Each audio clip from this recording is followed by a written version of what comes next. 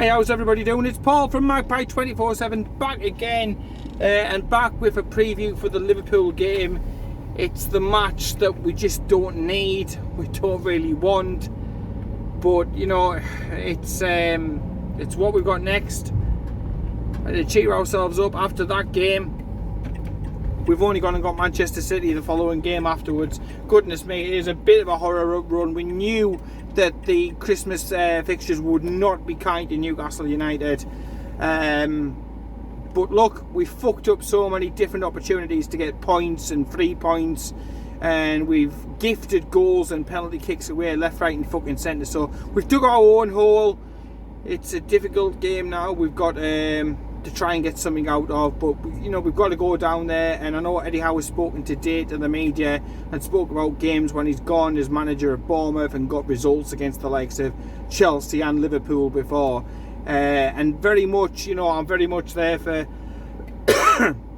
the fact that he's very positive, always says he's going down for a result. But look, the performance, especially by the defence against Leicester, you know, he may say all the right things, he may want all the right things to happen, I've no doubt, and it's been said today across social media. He's been talking and saying how much it's got into his system, the project, and how he's working day and night on it. Look, at the end of the day, if you've got shit to work with, you've got shit to work with, and there's nothing you can do until January. And you know, I still think that some of these players are playing beneath themselves. Some of these players don't deserve to wear the shirt at the moment, in all honesty. There's some shocking performances, and there's a lack of fight and blood and sweat and tears from some of them, who you can only suggest sit there and think to themselves, look, I haven't got a future at the football club, so what the fuck am I breaking my back for when I could be getting a potential transfer out of the club coming up in January? And you know, there could be a lot of that coming, and we've just got to be, I think, as a fan base at the moment, just behind it, whichever lads go onto the pitch, behind Eddie Howe, behind the new owners, and just see what happens, and just hope and pray that we are still somehow, some way in touch when it comes around to January, whether that's a COVID shutdown, whether that's by just doing what some of the other teams around us are doing. Look at Burnley getting a draw against West Ham. It's those sort of small margins that are going to mean big things at the end of the season, and that's what Newcastle simply have to do. So yeah, I don't go down with any confidence, but to be fair, when the lads went down to Leicester, I was actually quite confident of getting something out of the game, given this the situation with COVID, the injuries, the players who were missing, the travelling on the Thursday night, coming back, and all of that. I thought that we would have enough, bearing in mind as well probably a little bit of last season, that we'd be able to do something down there. And to be fair, although we had little spells and we had a few shots, this, that and the other, I just don't think the result was ever in doubt. And I felt quite disappointed, because I thought we could have got something there. On Thursday, I've got no hope at all, none, that we will be able to do something. Whether it's a case of poor refereeing, dodgy penalty decisions, VAR screwing us over, which seems to be a running theme this season with refereeing and VAR being shit against us. I just can't see, unless it's some major shithousery, how the fuck we are going to get any sort of result against Liverpool. I'll be desperate for them to do that, whether that's a point or 3 points. I will be heading every ball, kicking every ball, scrapping in every scrap when the game's on.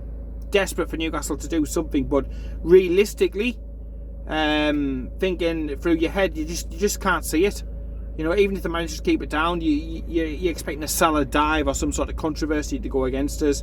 But look, these sort of games are a free hit. So you know, if Eddie Howe can come up with something and we can get a point or 3 points, fantastic, and it will just totally and utterly recharge the season. This is a hugely difficult game. The Man City game is in the same thing. I think Manchester United, I think you've always got a chance at the moment, especially when you play them at home. So that's a different situation. And Everton as well are in a bad way. and they are missing players and they are suffering as well. So you never know with those two fixtures. But I think Liverpool and Manchester City, you couldn't ask for two harder games on certainly on paper.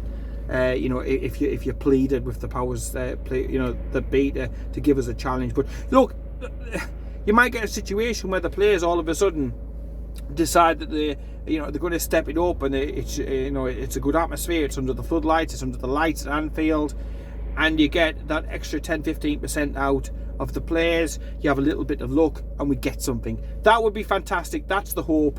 But realistically, I think most Newcastle United supporters, 99.9% of them, are expecting another defeat, and to be left, deeper in the mire. That's it. And you're looking at other results, even like the Leeds one. You're like, oh, for fuck's sake! They're just hitting form right before they're getting ready to play us. So, yeah, as a Newcastle fan at the moment, you're scared. But look, I'm trying to keep one mind. I've only got a few brain cells left, as you probably know, but I'm trying to keep them focusing towards January and the ability to be able to open the checkbook. And rumours today about the likes of Kieran Trippier is supposed to be a done deal.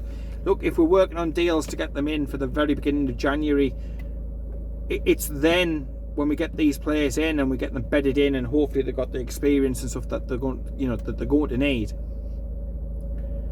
If we can do that and hit the ground running, it's then that we've got realistically the new look team and the new look management and everything. It's got to come good for us, and we've got to get a good amount of wins between now and the end of the season. Because I know nobody survived from where we've been at ever in the Premier League, but nobody has got the financial muscle who's been in our position ever before. So there's a perfect opportunity to create some positive history. Yes, the next couple of games are going to be very, very painful, no doubt. I can't see us getting much, but we've just got to know that brighter times are ahead. Brighter times are most definitely ahead, and better times for this football club. We've suffered for 14 years. We've suffered for a long, long time. So what's a couple of more weeks? But there's no doubt. I think, speaking to most people that I know who are Liverpool fans, they're expecting 4, 5, 6 or 7-0 tomorrow. An easy day's work. They're not expecting to break a sweat. Talk about rotation and players who need to be carefully managed, getting that management sort of nudging away towards your likes of your Callum Wilson. So there's a possibility that there may be changes. Paul Dummett isn't anywhere near fit. Spoke about him today, actually. He's out of contract shortly. He's taking the squad placed up at the moment, and I just don't see how we can justify carrying him, especially when we've got 4 keepers on at the moment, and then a Paul Dummett who's just perennially, always, it's seeming, is injured. Always. So, he's not the only one who should be worried, I don't think, for January. I put something up on the socials today. There's quite a few who potentially look like being made available. A couple on loan, like Woodman, and Elliot Anderson being available for loan. Kieran Clark available for transfer. Sean Longstaff, Dwight Gale, Jeff Hendrick. No doubt there are others who are available, and there will have to be wheeling and dealing. And then, like I touched on before, there's talk about the likes of Kieran Trippier coming in.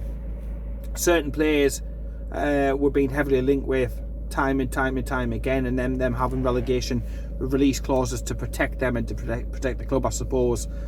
So it's difficult, and it's going to get even more so. I've got a feeling over these next couple of days, but we've got to grit our teeth. Yeah, everybody else will be loving it and all that sort of thing, larging it up, taking the piss.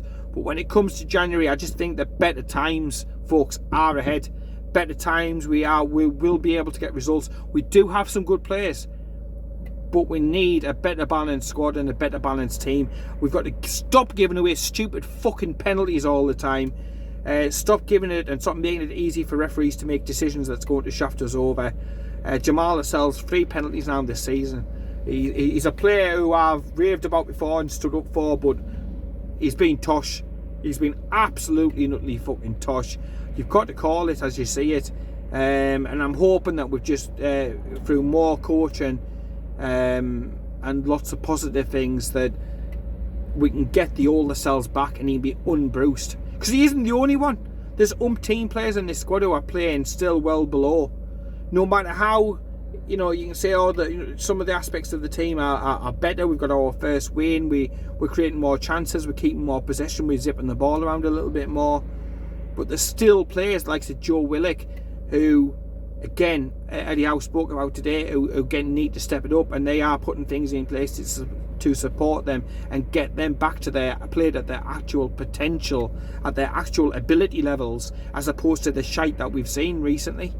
It pains me, because I don't want to criticise the players, but it is disappointing when you see certain players not playing anywhere near their potential. Yes, you can have off days, but there's certain non-negotiables, and form is temporary, class is permanent, and I just hope that we can get back to the class side of it for the likes of Joe Willock. If we can get anything near back what we had last season, Jamal Lascelles, if we can get anything near back out to what he's been, even just a couple of seasons ago, these can be class players who can help us up the league. But at the moment, it's just a hindrance. Giving away stupid free kicks, not going in for tackles, letting players run through you, not doing your stuff, not being able to find your man, not scoring goals, not being fair enough up the pitch, so on and so forth. But in Eddie Howe we trust. I've seen people this week taking the piss out of us, saying that we're getting behind Eddie Howe and this, that and the other, and it's just like, just continue with the saltiness, continue with it. I'm over the moon with generally everything that's been done at the club. I was doing fucking cartwheels down here when I saw the signage coming down, because symbolically that means so fucking much to see that shite in the fucking skip, which is where it utterly belongs, where it should have been all along. Talk about a new sponsor going up before the Manchester City game. Obviously the rest of the things with the ban on the new sponsorships, that's been dealt with. Fair market value, I'll take that after years of Mike Ashley paying pennies in the pound for fucking sponsorship. You too right, I'll stamp your fucking hand off at fair sponsorship prices being paid for advertising boards at St James's Park, training ground, naming rights, so on and so forth. Yeah, too right, I'll fucking snap your end off for that. But yeah, exciting times. Potentially a lot of money to be able to spend in the January transfer window. Moves being made now. Plans made now and being acted upon now, so that they're ready to go at the first few days of the January transfer window. Cracking, absolutely cracking. I just hope, look, Liverpool game, Manchester City game, go in there, lads, put a fucking shift in, work for the badge, and no doubt, again, another sold out travelling army selling out the away end.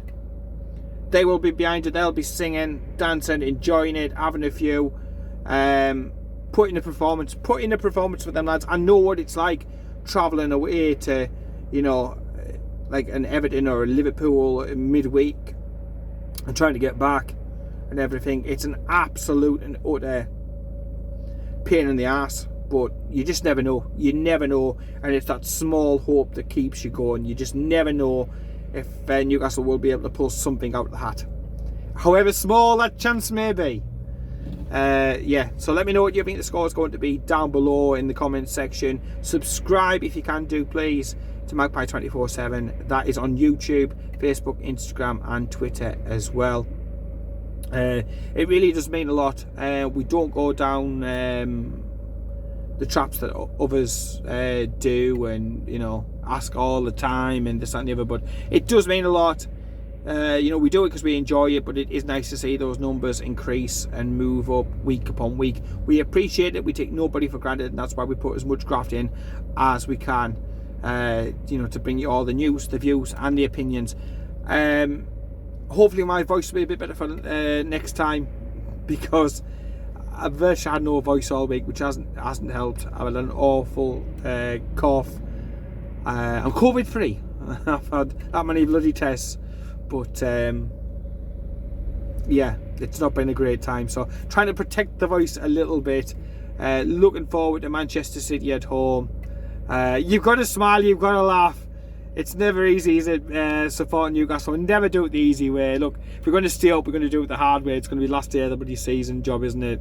And they'll put us through the emotions and stuff. Hopefully some improvements in some performances from the likes of Lascelles would be great. Gutted about Fernandes. He's going to miss the entire festive campaign, despite the fact he's sat on the bench. Only at Newcastle, only at fucking Newcastle does this sort of thing happen. Yeah, Fernandes is going to be out, but look, the lads, whichever 11 are picked, just go out there, do us proud, put the effort in, work as hard as you can, and we'll support you ever more. In the meantime, take care, keep it tuned, and I'll speak to you later.